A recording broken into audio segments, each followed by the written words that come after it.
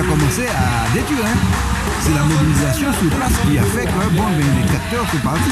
De protection, de biodiversité, mangrove, forêt géophysique, forêt sèche-cala, des formes de botanique très très fortes comme on a dit.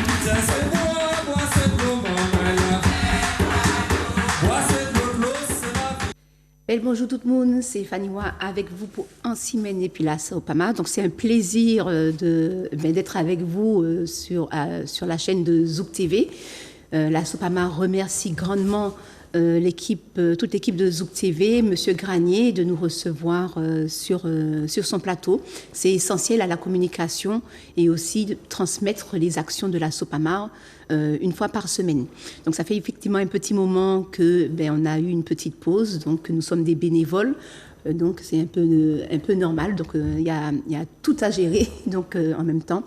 Voilà, donc aujourd'hui mon invité c'est le potomitan Pascal Tourbillon. Bonsoir, bonjour, puisque ça dépend de l'heure où on nous regarde. Bonjour Fanny Wa. Bonjour tout le monde. Moi content l'épisode. On va échanger sur l'actualité. Moi content aussi parce que Zouk TV qui a montré ouverture d'esprit et puis la volonté de mettre en information alternative à ça et officiel. Et merci les dirigeants de Zouk TV, merci les collaborateurs de Zouk TV, et puis grâce à Lio, nous avons fait un travail épisode.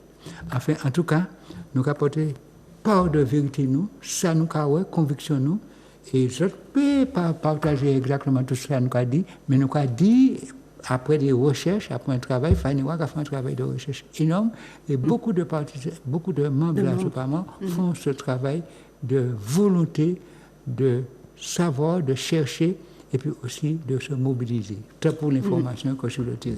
Voilà, merci Pascal. Donc aujourd'hui, on va traiter particulièrement de deux sujets. Donc l'actualité, c'est l'été à voler et la répression incommensurable qui est faite sur Hervé Pinto, voilà, héritier de Félix Gratz, sur les terres volées qui se trouvent aux Trois-Îlets. Et puis, nous allons parler aussi d'agriculture. Et pourquoi nous allons parler d'agriculture? Parce que nous avons vu en Europe, je ne vais pas dire en France seulement, parce que ça a commencé, d'abord ça a commencé dans les pays européens, et puis la France est venue un petit peu après. Donc il y a eu des manifestations des agriculteurs en Europe qui ont de nombreuses contestations, dont aussi celle pour la transition énergétique. Donc ils veulent éviter en fait, ils veulent freiner la transition énergétique, écologique. Oui, surtout parce que les choses telles qu'elles sont mises en route actuellement risquent de tourner contre les agriculteurs. Et c'est ce que les agriculteurs disent.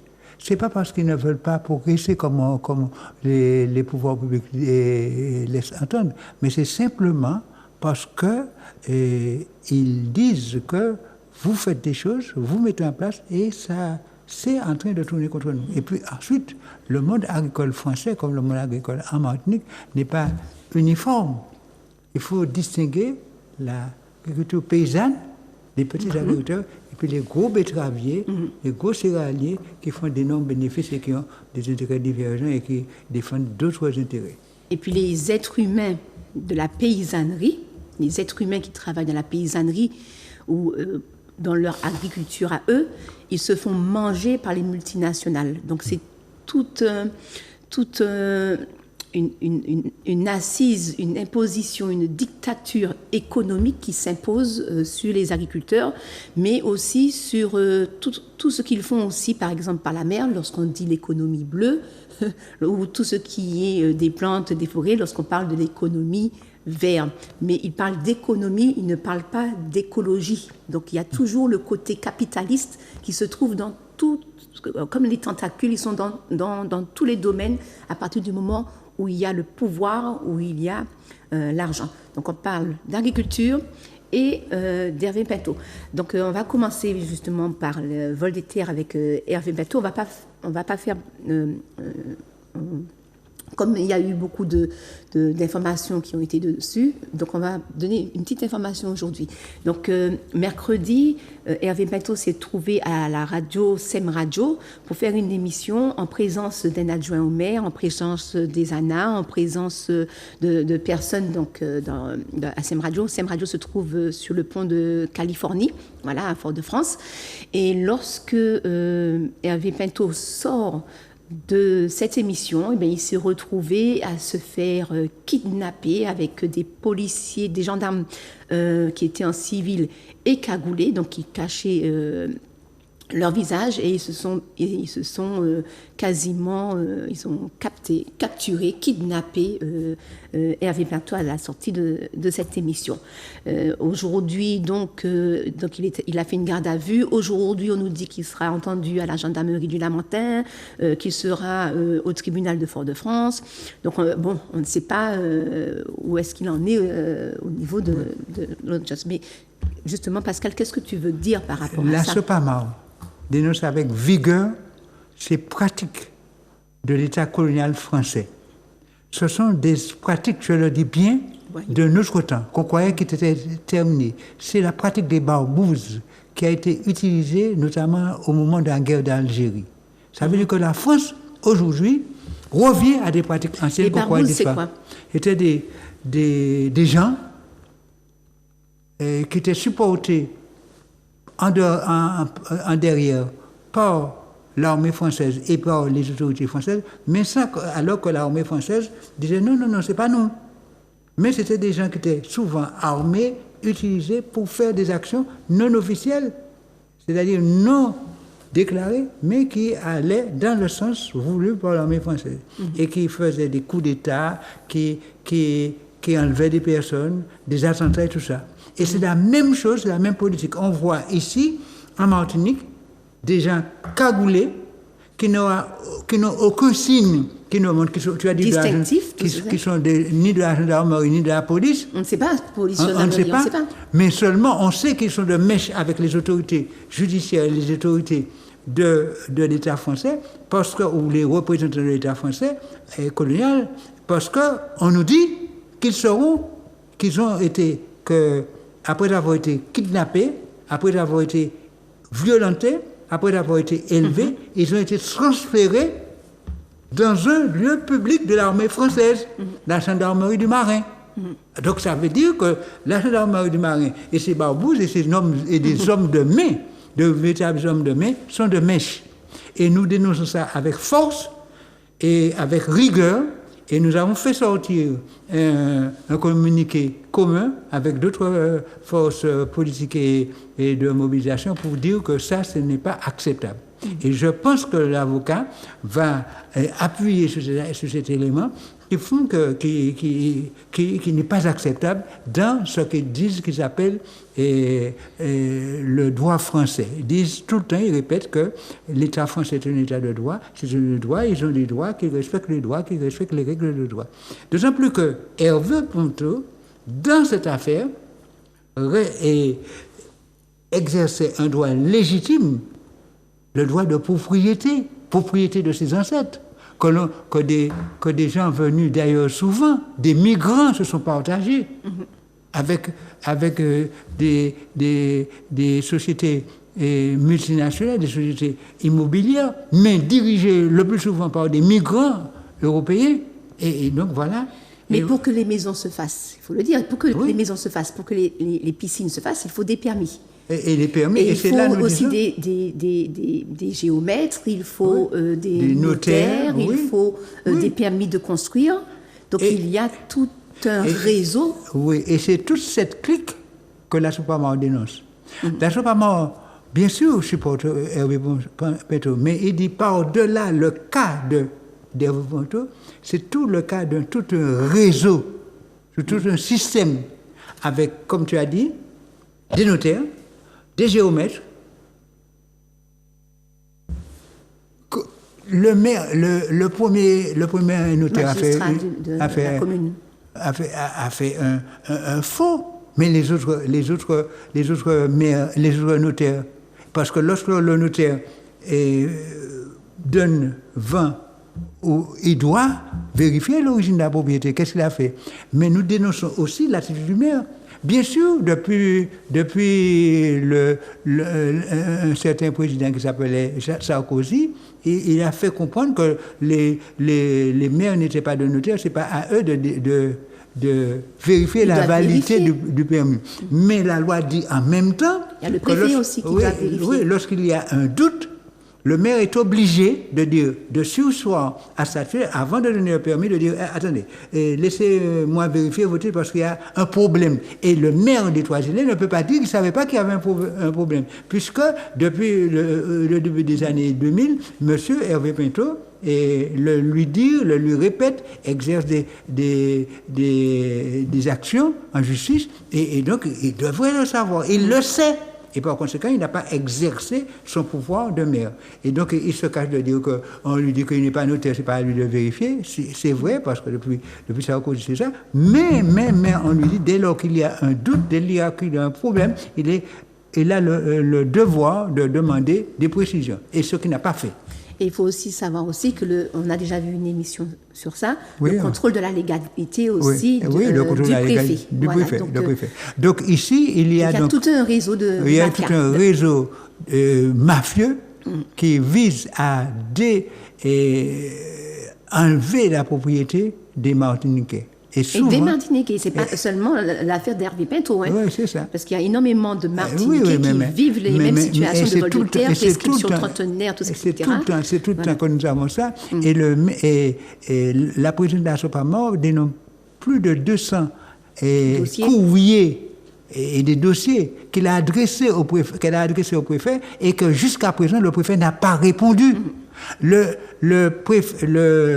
SOPAMOR, par l'intermédiaire de sa présidente et de tout son staff juridique, a demandé au préfet d'exercer son pouvoir de contrôle de légalité et puis de rappeler aux notaires les obligations de leur charge. Jamais le préfet ne répond. Alors évidemment, donc nous allons, et je le dis publiquement, c'est une décision du conseil d'administration de la SOPAMOR, nous allons changer de braquet. Non seulement nous allons envoyer tous ces courriers-là, on va envoyer ça à la presse fera ce qu'elle voudra, nous enverrons ça aux réseaux sociaux et nous allons interpeller, que ce soit le procureur général et que ce soit les institutions internationales pour dire voilà ce qui se passe en Martinique. Parce que ce n'est pas normal. On nous dit qu'après de l'affaire Pinto, on a demandé au préfet de faire son boulot. Il paraît que les autorités de l'État français lui ont demandé de faire son boulot, mais je ne sais pas ça. Je ne sais pas. On lui a dit, le terme était assez violent, on lui a dit débrouillez-vous avec votre merde. On lui aurait dit. D'après les informations qui nous sont revenues. Mais enfin, là, le préfet... Et d'ailleurs encore, nous avons eu un courrier tout récent. On le lui envoie. C'est hier qu'on va lui envoyer ça pour des géomètres qui partagent les terrains en toute illégalité, sans consulter les institutions qui sont mises en place pour contrôler les terres agricoles, pour que les terres agricoles ne sont pas... Et les terres agricoles qui sont découpées par petits morceaux. Je peux nommer le nom, puisque c'est un notaire. Onfray, la famille Onfray, les deux notaires Onfray, et qui ont à Saint-Joseph, qui ont dénombré une propriété agricole qui pouvait servir à un développement agricole et qui ont, par petits morceaux, on a abouti à plus de 17 lots, un véritable lotissement. Alors fait par qui? Par Emmanuel Onfray-Clos, je dis le nom, c'est un géomètre, fait par Onfray, un autre Onfray, celui-là s'appelle je sais plus quel est son prénom, et puis un autre dernier, Gérard Quezada. Et nous avons déposé plainte officiellement auprès du préfet, auprès du procureur de la République pour ces pratiques-là qui sont des pratiques illégales. Alors Samuel Onfray, qui a commencé en 2000, il y avait une parcelle agricole, on divise en 3 lots, puis en 4 lots, puis en 2 lots Pour finir encore. avec 17. Chaque morceau est divisé par morceau. Et le dernier qu'on avait laissé là, et Madame Emmanuelle Onfray, Clos, c'est, je ne sais pas quelqu'un qui avait entre Samuel et Emmanuel, a bien fait un morcellement en 17 lots. Et puis ensuite, l'autre, ça c'est en 2014, hein. On a vu en 2001, en 2002, en 2000, mais les derniers c'est 2024. 2024, en janvier 2024. Bon, mais enfin, en tout cas, nous avons Et écrit, malgré tous ces courriers, ces courriers sont restés sans réponse.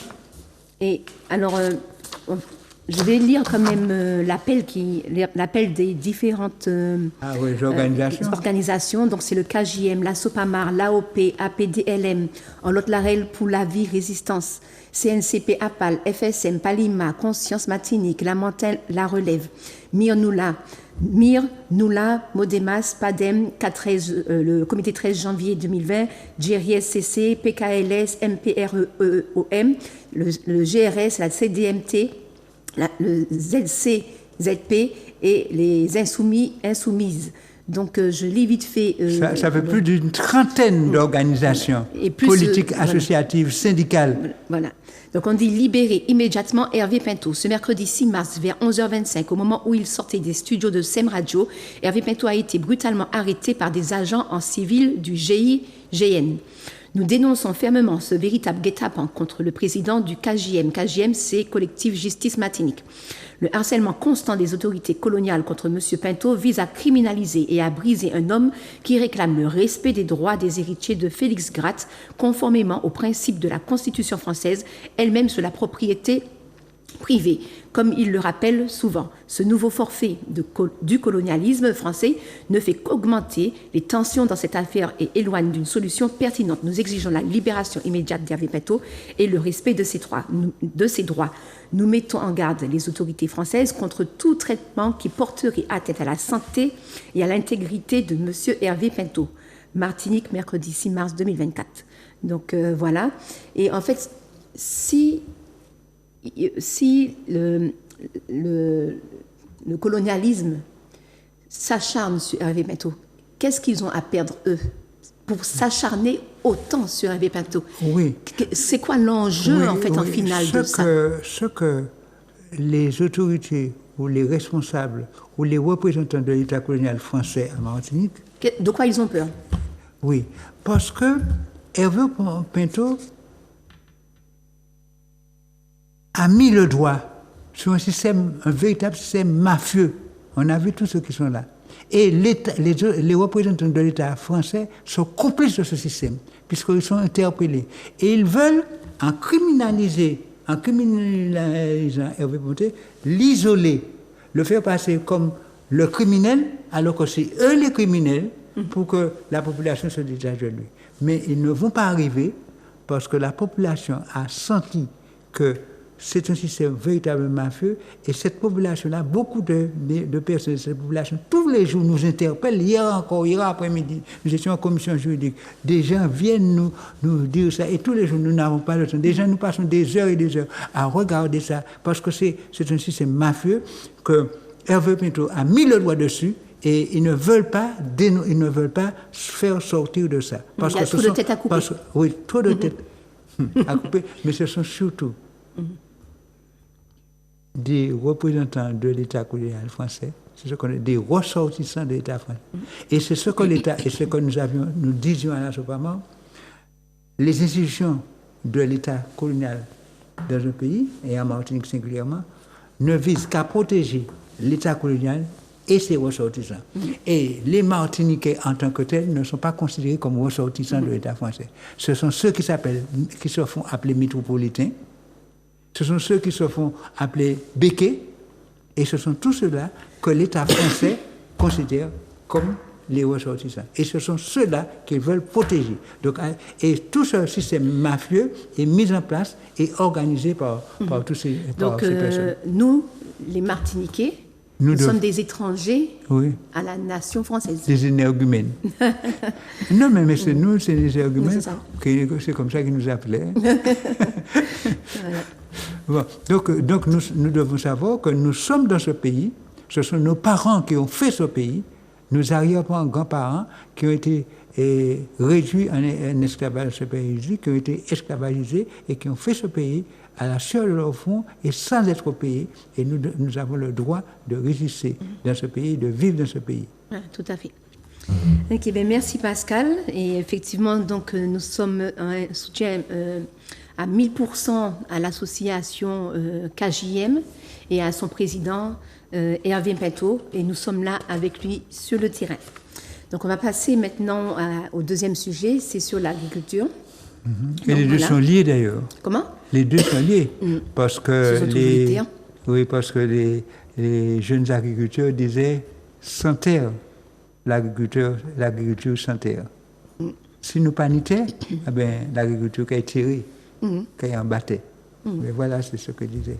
Et donc, il nous faut les terres et nous avons le foncier agricole, mais d'autres conditions pour qu'il y ait une agriculture qui nourrit son pays, son peuple.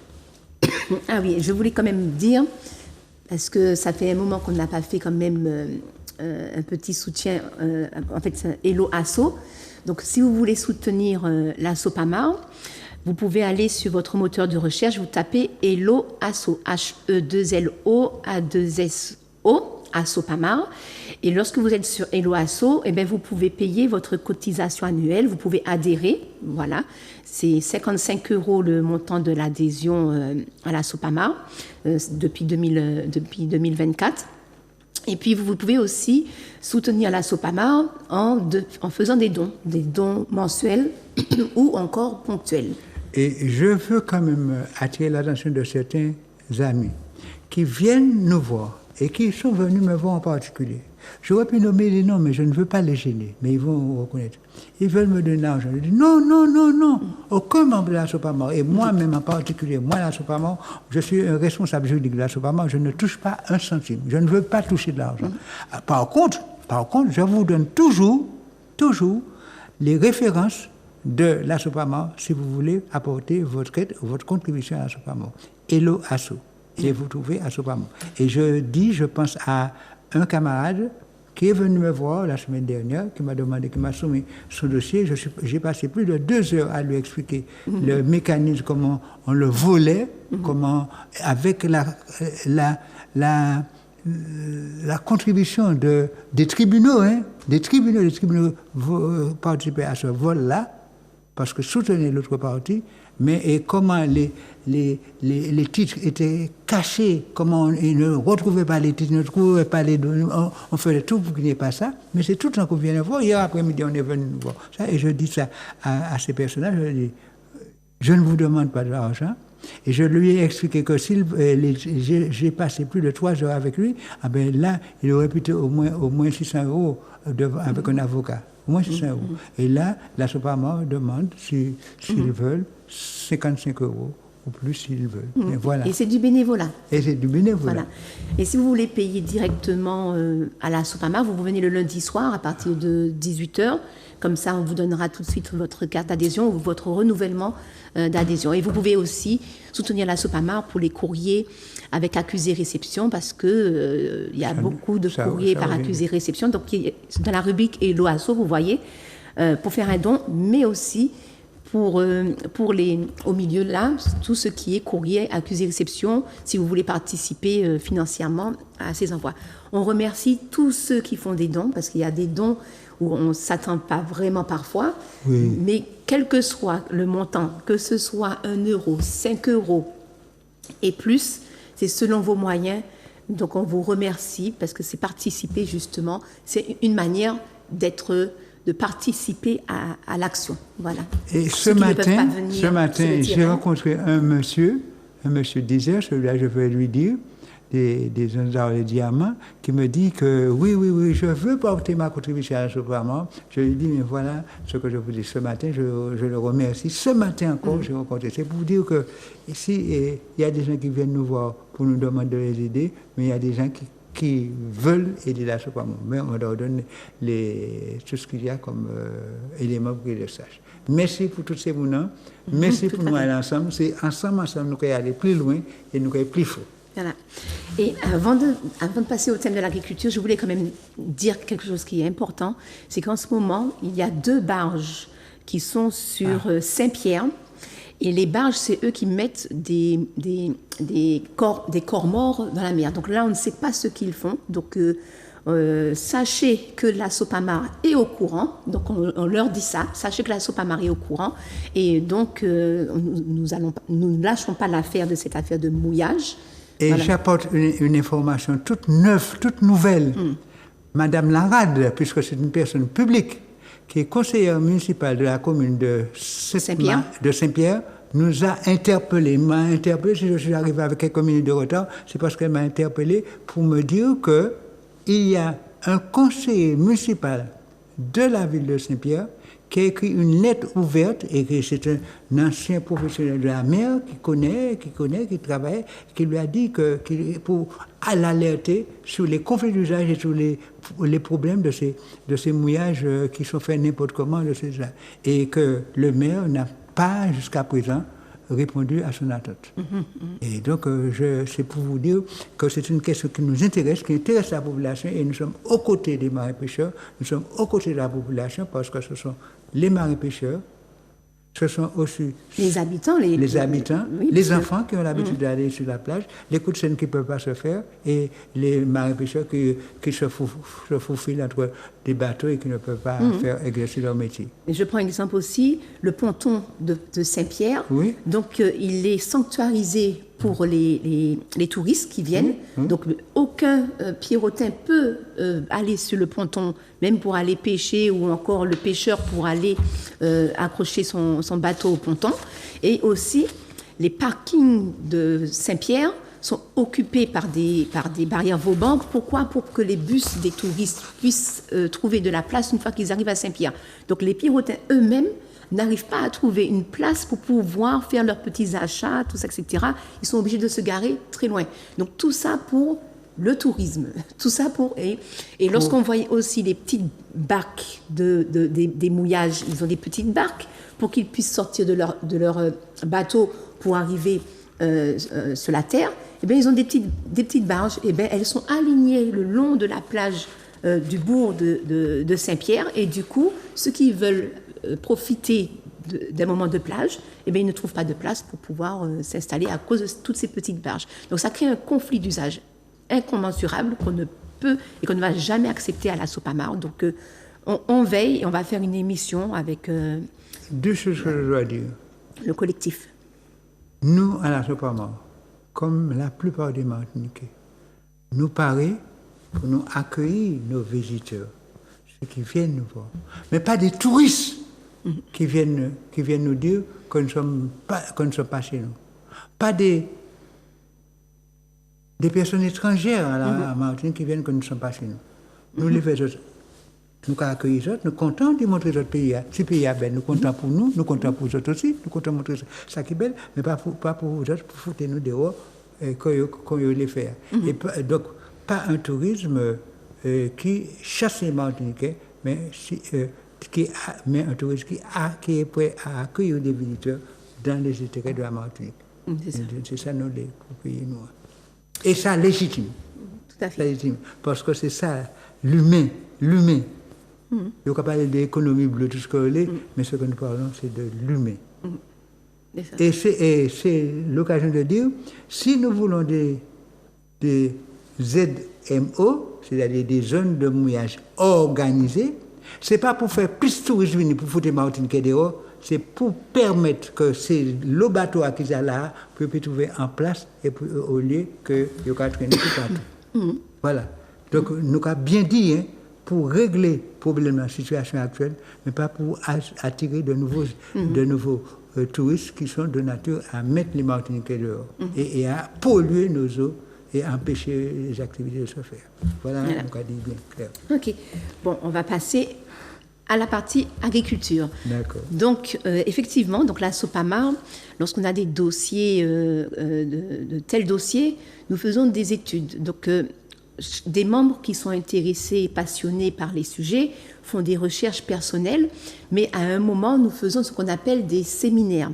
C'est-à-dire qu'on se rencontre là, comme c'était le cas, on se rencontre le samedi matin au siège de la Sopamar, et puis donc on échange sur nos connaissances, on discute ensemble, et on fait ressortir de tout cet échange, de tout ce séminaire, l'esprit de la Sopamar, ce que la manière, la vision de la Sopamar par rapport justement à ce thème. Donc on a fait 2 séminaires, voilà, et on va faire le 24 mars 2024. Donc le prolongement. Voilà, donc on va faire le prolongement et c'est ouvert à tout le public, mais lorsqu'il y a les séminaires, tout le monde, tous les membres peuvent y participer, il n'y a pas de souci. Hein. Donc ça, c'est en Guyave, là, c'est où que ça va? C'est au Robert. Au Robert. Alors, 2 petits mots rapidement. Nous avons remercié tous ces camarades-là qui étaient là, parce que nous faisons 2 séances de travail, une le 2 février, samedi 2 février, et l'autre là, le 2 mars 2024, donc l'autre jour. Donc nous, ça permet de nous faire un état des lieux pour voir qui manière l'agriculture en Martinique, et pas qu'à servir les Martiniquais. Et nous avons plusieurs raisons et toutes les discussions portées.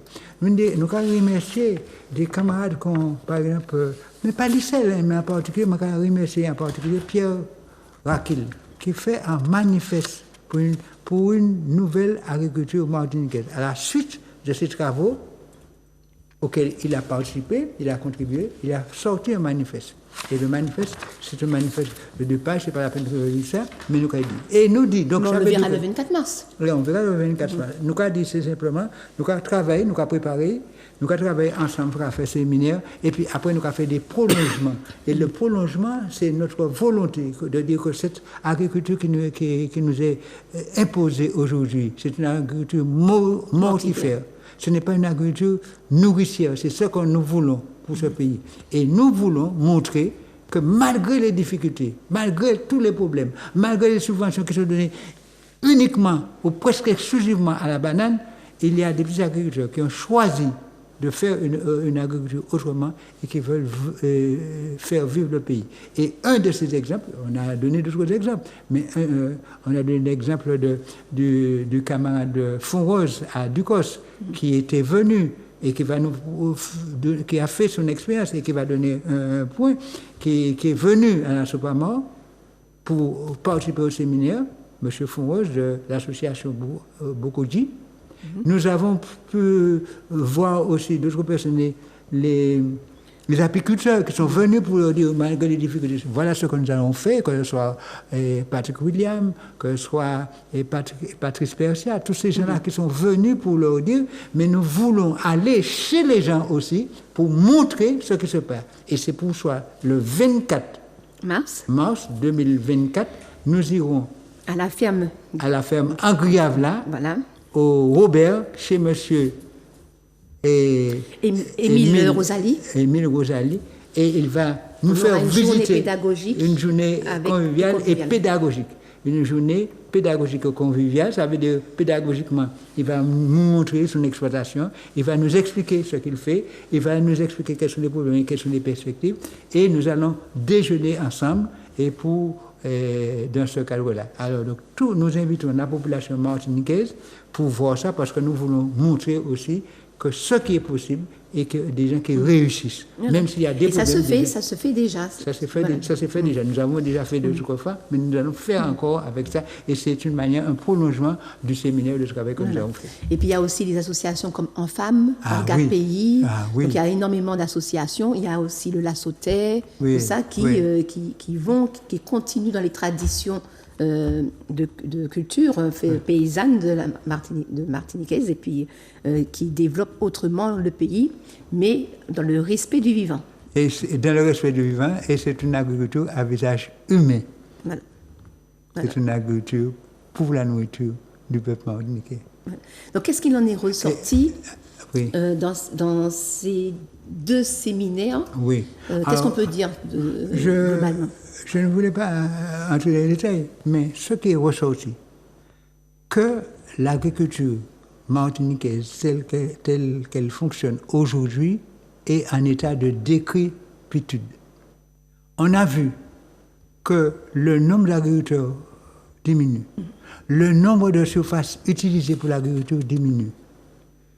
Et nous avons dit, et nous avons vu, alors pour donner quelques chiffres, par exemple, pour donner quelques chiffres, en 2000, alors, et nous nous basons sur des chiffres officiels publiés par les instances, soit les ressourcements agricoles de 2010, soit les rapports de 2020 de l'IEDOM, avec tous ces chiffres-là concordent à dire qu'il y a une baisse énorme. Par exemple, il y avait près de 25 000 hectares de terres agricoles, de surface agricole utilisées en 2010. Alors, c'est ce qu'on appelle SAU, surface agricole utile ou utilisée. Et en 2020, 10 ans après, il n'y avait plus que 21 894. Donc on a perdu 4 000. On a perdu près de 3 000, plus de 3 000. Ça fait 21 800, près de 22 000. Et nous rappelons deux choses que les gens... Donc, 25 000 en 2010, 22 000 en 2020. Donc, ça continue. Mais il y avait, à la fin des années 80, en 1990, il y avait 37 000 hectares de surface utilisée. 37 000 hectares. Vous voyez, 37 000 hectares. 37 à 25 000 en 2010. Et on est à, 22 000, à moins de 22 000, 21 000 aujourd'hui. Donc ça a diminué du tiers. Mais en plus, le SAR, le schéma d'aménagement régional, disait en 1998 qu'il fallait, pour que ce soit viable, pour qu'on puisse avoir suffisamment de terre pour la consommation martiniquaise et pour l'exportation éventuellement, il fallait 40 000 hectares. C'est écrit dans le SAR. Et nous en sommes à 21 000 et quelques. À 21 000. Et ça se disait, en fait, en 2020, on ne sait pas en 2024. À 2020, et ça continue. Ça continue à diminuer. Alors... Et puis, ils augmentent les intrants, ils augmentent les importations pour remplir les centres commerciaux. Pour vous dire que l'agriculture est subventionnée. Elle n'est pas nourricière, parce qu'elle ne va pas nourrir notre pays. Oui, elle ne nourrit pas son pays, mais elle... Alors, et les Français répètent tous les jours, les Français, oui, nous donnons de l'argent à l'agriculture martiniquaise. Oui, il y a le POSEI, ce sont des organismes qui donnent du financement. Les programmes européens disent que nous avons donné à l'agriculture martiniquaise, et je vais vous donner les chiffres, parce que je n'aime pas donner trop de chiffres pour ne pas abandonner, mais ils ont donné à l'agriculture martiniquaise, comme ils disent, 121 800 000 euros en 2021, c'est ce qu'ils déclarent. Pour une année. Pour une année.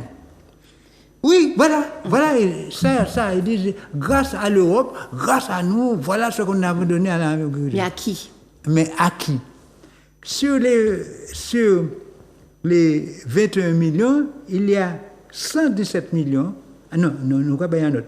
4 millions pour les intrants. Alors, pour 4 millions, c'est pour nous payer les engrais, tout ça qui a venu au Cabaye. Donc, il y a ribaillé directement, puisque 4 millions, mais on dit c'est pour l'agriculture, mais encore c'est les intrants, donc ça veut dire que les importations d'engrais, d'herbicides, pesticides, de pesticides. Et puis il y a les sachets, il y a tout ce qui pollue avec, parce que les sachets... Donc tout ça est subventionné. Bon, mais, sur les 117 millions qui sont donnés à l'agriculture, 117 millions sont donnés uniquement à la banane. Tenez-vous bien. Il n'y a pas la canne aussi? Non.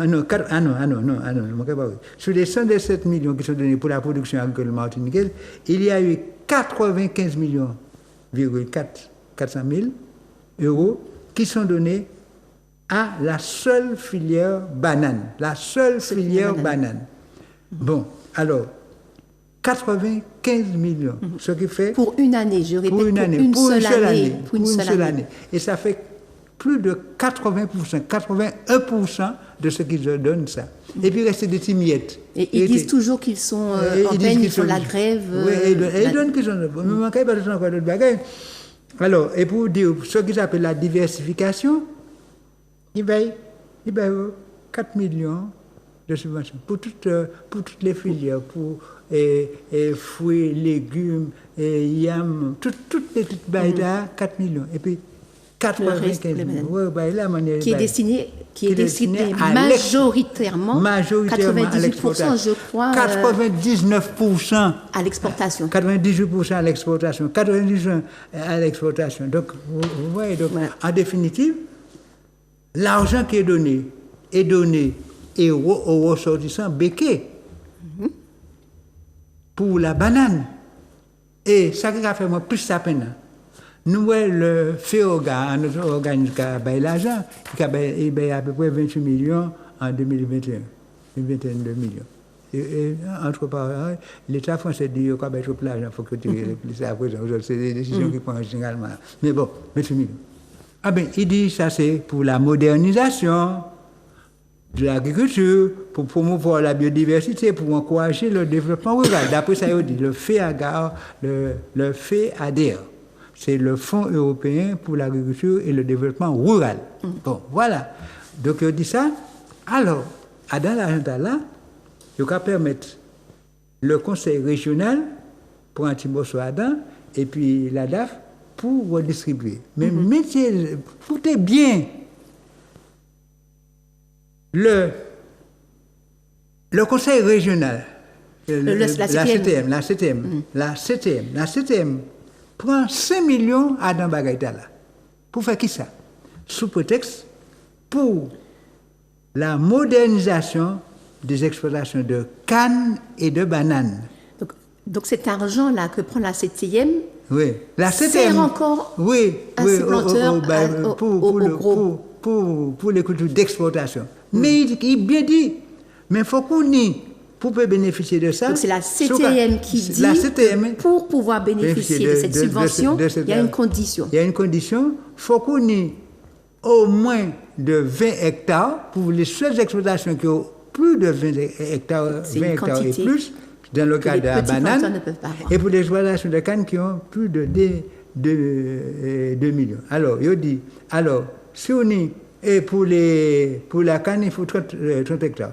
Pour la banane, il faut 20 hectares, au minimum 20 hectares. Pour les bananiers. Et 30 hectares pour la canne. Bon, alors il dit... Pour pouvoir avoir les subventions de la CTM. Pour avoir la subvention de la CTM. La CTM, et la CTM, c'est-à-dire, il parle d'autosuffisance alimentaire.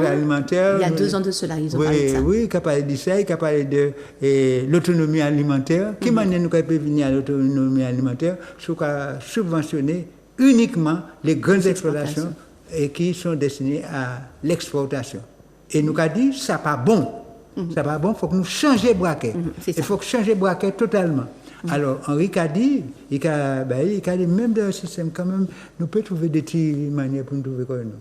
Mais nous avons dit, oui, nous pouvons faire. Il faut que nous bénéficions des possibilités. Par exemple, les terres en friche, au lieu de nous prendre toutes ces terres, c'est là.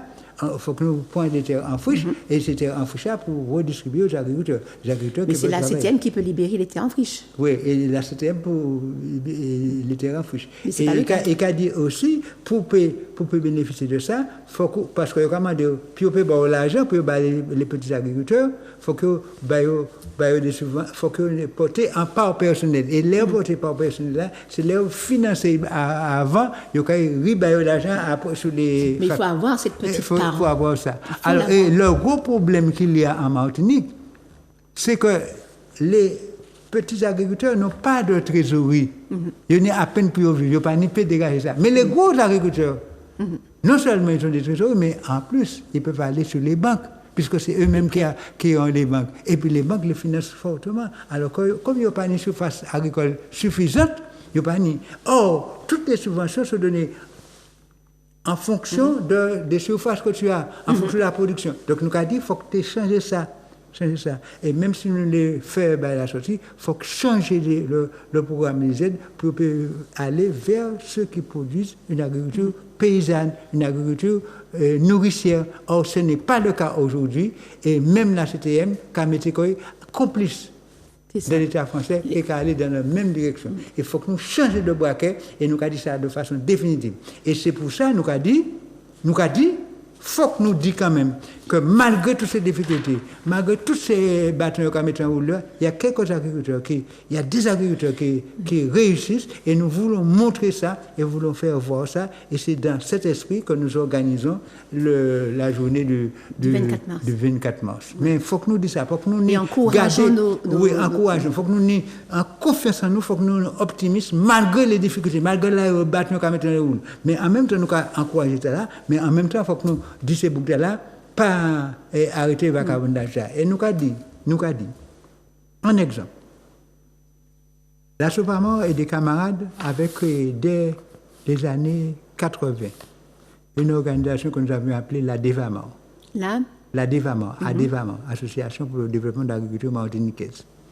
Et nous avions fait un plan igname. Nous avons planté de l'igname. Et nous disions, voilà, nous avions acheté un tracteur, nous avions demandé aux camarades de financer, etc. Il y a toute une série de choses, je n'entre pas dans les discussions. Et nous avions dit, et nous disions en même temps que nous allons produire, pour qu'il y ait suffisamment de produits agricoles martiniquais, mais il ne faut pas que ça puisse être gêné par l'agriculture, par les importations. Et nous disions, nous allions organiser depuis les années 1980, au moment où la Sopamor se créait, les années 80-90, nous disions ça, nous avons fait ça, nous avons produit, nous avons organisé la production et que nous pour nous faire ça. Et c'est dans cet esprit qu'avait été créé la Socopma. Malheureusement, ça n'a pas marché comme nous voulions. Et que parce qu'il y a des problèmes. Mais donc c'est pour dire c'est cette volonté, nous voulons produire, mais il ne faut pas que ceux qui, avec leurs importations de produits venus de n'importe côté, on n'a aucun contrôle sur la qualité, qu'ils viennent concurrencer nos produits. Il faut qu'en même temps, nous nous organisions pour mettre fin à ces pratiques illicites et des pratiques déloyales. Voilà.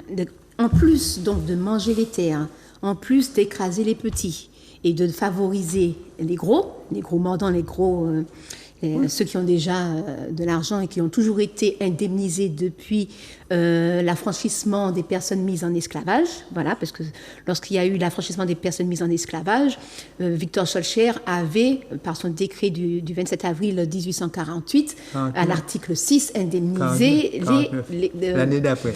Enfin bon, il a dit ça dans le premier, et puis il a voté ça officiellement en 1949. Mais dans l'article 6, ils ont indemnisé les colons, ce qu'on appelle les béquets, les blancs créoles. Les criminels. Aujourd'hui, ils sont encore financés. C'est le même système. Le même système. Comme en 1848-1849, ils ont indemnisé les criminels, ceux qui avaient esclavagisé, puisque l'esclavage est un crime. Ah ben ceux-là, ils ont été récompensés, et pas les victimes. Les bourreaux ont été... Ah ben, de même, aujourd'hui, ceux qui ont empoisonné la terre martiniquaise, ceux qui ont empoisonné les eaux martiniquaises... Ils ont fait un écocide. Oui, ceux qui ont fait un écocide, les criminels de la banane, les gros planteurs de bananes, c'est eux aussi qui sont récompensés par des subventions. Pascal nous l'a démontré, clairement, c'est encore eux.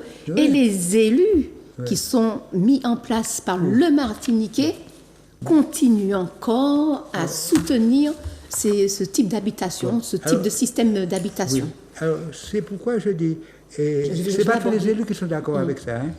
Bon, mais c'est la majorité, puisque si on vote une subvention de 5 millions d'euros et qu'elle est attribuée encore à eux, c'est ce qu'ils appellent la démocratie. Oui, ceux qui appellent la démocratie, ceux qui dénoncent ça sont souvent minoritaires, et c'est la majorité de nos élus qui ne sont pas conscients, qui ne réfléchissent pas. Ils disent de grands mots, ils réalisent indépendance alimentaire, et autonomie alimentaire. Ce sont des mots qu'ils répètent, mais ils ne font rien. Et je suis en train d'étudier le plus des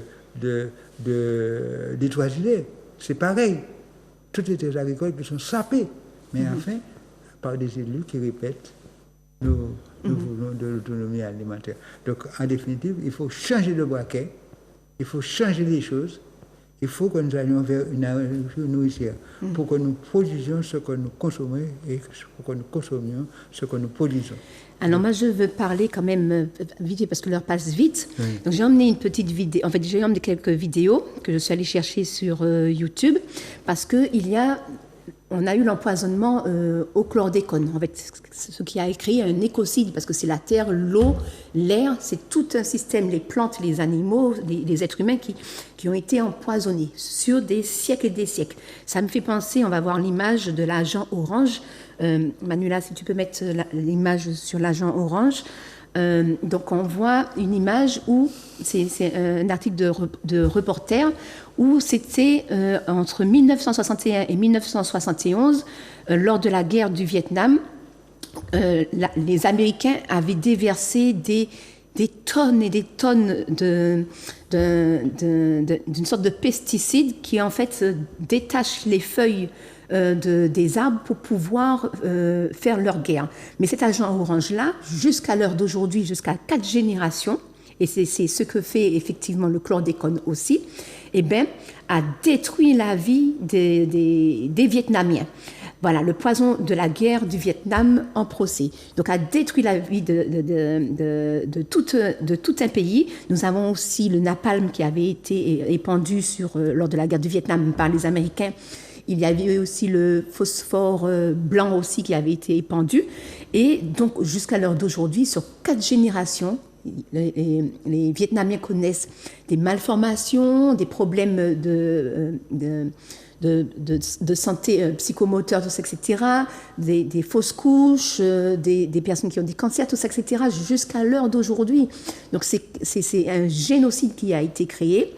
Et lorsqu'on voit, lors du procès, qu'est-ce qui se passe? C'est que les Américains, les soldats américains sont indemnisés, ceux qui ont épandu l'agent orange sur les Vietnamiens. Les bourreaux. Voilà, les bourreaux. Donc, ceux qui ont épandu les produits et qui ont été touchés, atteints, empoisonnés par ce produit sont indemnisés, les soldats américains, mais les Vietnamiens, non. C'est que ça me fait penser au chlordécone, où, encore une fois, même ceux qui ont épandu le chlordécone se portent partie civile dans un procès. Donc c'est une honte de leur part de se porter partie civile alors qu'ils ont participé à cet écocide. Mais on voit qu'il y a des recherches qui sont faites pour pouvoir améliorer l'agriculture, faire une agriculture plus saine, tout ça, etc., etc. Ce sont ces personnes-là qui reçoivent ces grosses subventions qui font ces recherches. Donc il y avait ce qu'on appelle les vitroplans. Donc j'ai emmené une petite image sur les vitroplans. Je ne sais pas si tu vas la trouver, Manuela. Et les vitroplans, en fait, ce sont des plans qui sont faits et qui baignent dans des bouillons de pesticides. Voilà, donc ils ont un traitement qui peut durer, je crois, jusqu'à un certain nombre de semaines. Et lorsqu'ils ont bien infusé leurs gènes dans ces bouillons de culture, ils sont mis en terre. Donc, et ces plants-là coûtent beaucoup plus cher que des plants normaux puisqu'ils sont traités par des produits en permanence. Et donc, en fait, il y a aussi des recherches qu'ils font. Donc, on sait très bien qu'en Martinique, en France, ils refusent l'usage de OGM. OGM, ce sont des organismes génétiquement modifiés. Les OGM, ça peut être... les premiers OGM, c'était sur les bactéries. Après, c'était les végétaux. Et puis, on fait aussi sur les animaux. Il y a les OGM, le saumon. OGM, expliquez OGM, ça veut dire... C'est un organisme génétiquement modifié. Oui, c'est-à-dire qu'on modifie les gènes. Donc, on a les chromosomes et ils modifient. Donc, ils vont chercher... Donc, ils ont besoin d'un laboratoire pour aller modifier les gènes. Donc, ils modifient les gènes, par exemple, pour que la plante puisse produire son propre insecticide pour lutter contre, je ne sais pas moi, les pucerons, tout ça, etc. Donc, lorsque le puceron va aller s'installer sur une plante OGM, il va mourir. Parce que dans son génome, la plante a déjà cet insecticide qui lui est inscrit parce que la plante a été modifiée génétiquement. Et aussi, donc, ils produisent aussi des OGM pour que la plante puisse être résistante à certains herbicides. Donc c'est pour ça que le Roundup, pendant des décennies et des décennies. C'est l'un des herbicides les plus vendus dans le monde entier parce que les plantes OGM avaient artificiellement, elles ont été transformées pour résister à ce Roundup. Voilà, donc en fait, ils en ont fait un commerce d'insecticides, de pesticides, et tout en protégeant leur propre culture. Et lorsqu'ils font des graines OGM, ce sont pas des graines qui se reproduisent, donc les agriculteurs dépendent en permanence de la vente de Monsanto, de toutes ces multinationales qui vendent ces produits. Le mécanisme. Les agriculteurs, les grosses plantations agricoles, et ici surtout pour la banane, ils disent que, bon, voilà, nos plantes subissent des attaques, soit par tous ces attaques. Et nous modifions la plante dès son corps même, en dedans même, en génie. Dans l'œuf. Dans l'œuf, en génie même. Et quand nous avons modifié, nous avons mis des vitraux blancs qui ont résisté à tout ça et qui a fait que nous avons eu des bels rendements pour permettre. Mais on va regarder. C'est toujours pour permettre aux gros agriculteurs de faire davantage de bénéfices.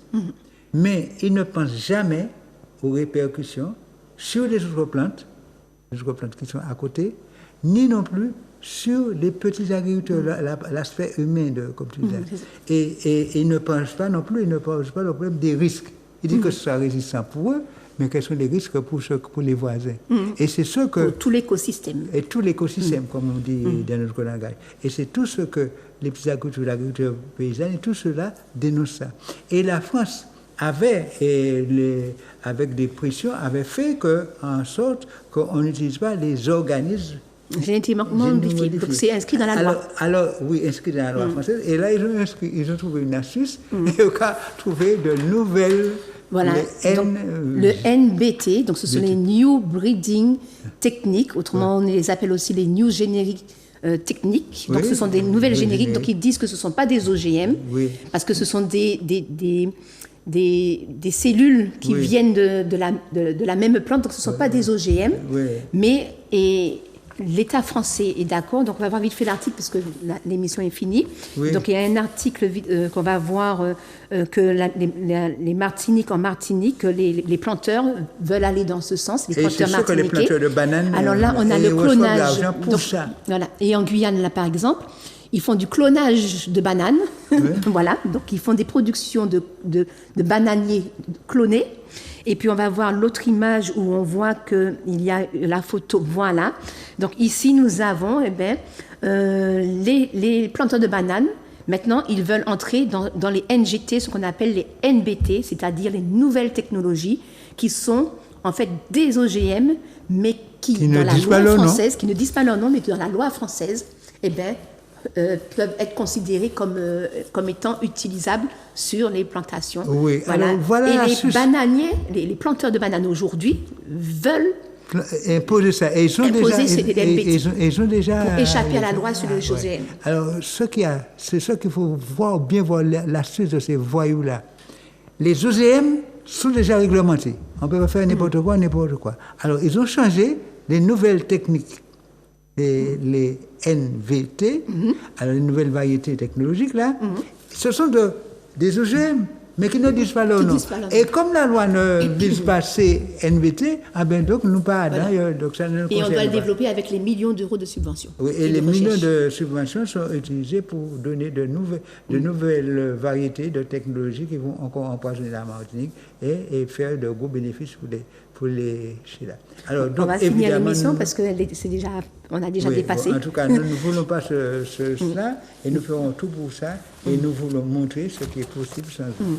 Donc, si on aura du temps dans une autre émission, parce que je voulais aussi parler des viandes artificielles, parce que ce n'est pas que les plantes, mais les plantes, c'est pas que les plantes, il y a aussi les viandes artificielles que justement qu'ils veulent développer pour soi-disant un problème d'écologie avec les élevages intensifs. Donc, ils prennent toujours le prétexte maintenant de l'écologie pour pouvoir toujours faire de l'argent avec les nouvelles technologies.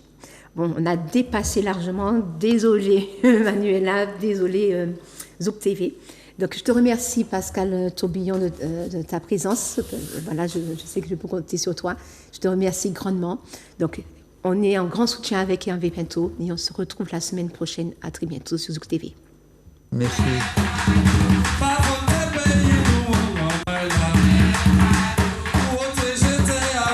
Vous avez déjà commencé à détruire. C'est la mobilisation sur place qui a fait que les capteurs sont partis. La protection de biodiversité, mangrove, forêt géophysique, forêt sèche, des formes de botanique très très fortes, comme on a dit.